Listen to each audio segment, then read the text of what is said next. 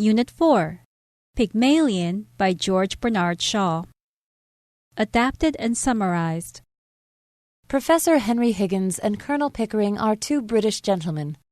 Higgins, a speech specialist, bets Pickering that he can transform a low-class Cockney-speaking flower girl named Eliza into a woman who speaks and acts as well as a duchess. The two men begin their scheme, and for the next few months, Higgins trains Eliza to speak like a lady. However, Higgins shows little respect for Eliza, swearing in her presence and making fun of her constantly. After Higgins takes Eliza to a party and successfully passes her off as a lady, Pickering congratulates Higgins for winning the bet.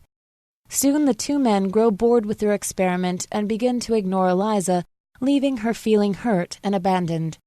That evening, Eliza decides to run away. The next day, Higgins goes to his mother's home with Colonel Pickering, only to discover that Eliza had been hiding upstairs.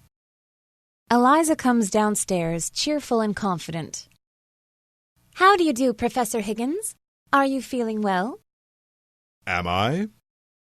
"But of course you are. You are never sick." Turning quickly to Pickering. "Greetings, Colonel Pickering." Pickering rises hastily to shake hands. "Quite chilly this morning, isn't it?" How dare you play this game? I taught it to you, and it doesn't deceive me. Stop acting like a fool and come home immediately.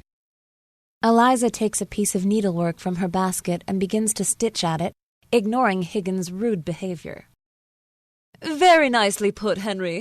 No woman could resist such an invitation."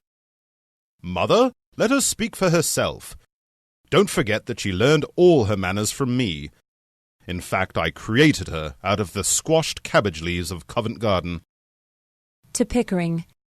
"Will you drop me altogether now that the experiment is over, Colonel Pickering?" My dear, you mustn't think of it as an experiment. "Oh, I'm only a squashed cabbage leaf?" Hastily. No! "But I owe so much to you that I should be miserable if you forgot me." It's very kind of you to say so, Miss Doolittle. "It's not because you paid for my dresses. It was from you that I learned really nice manners, and that is what makes one a lady, isn't it?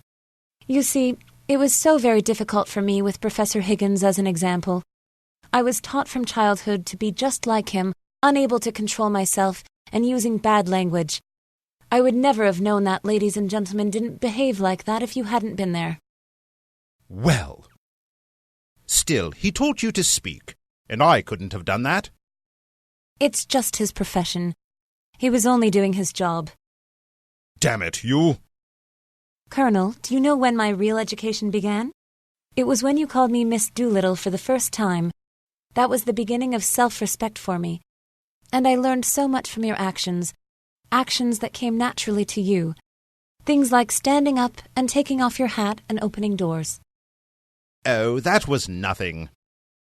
"These thoughtful actions showed me that you considered me to be more than just a lowly maid." Instead of apologizing to Eliza, Higgins says he is unable to control his rude manners. He acts like that with everyone. Eliza tells Higgins she just wants to be treated with kindness. If she cannot have kindness from him, then she'll have her independence. Instead of serving him, she could make a living by teaching others to speak well, just as he had taught her. Higgins is impressed by Eliza's courage and confidence, but as she leaves, he tells her to run some errands for him. The play ends with Higgins sitting alone in the room, convinced that Eliza will do as he asked.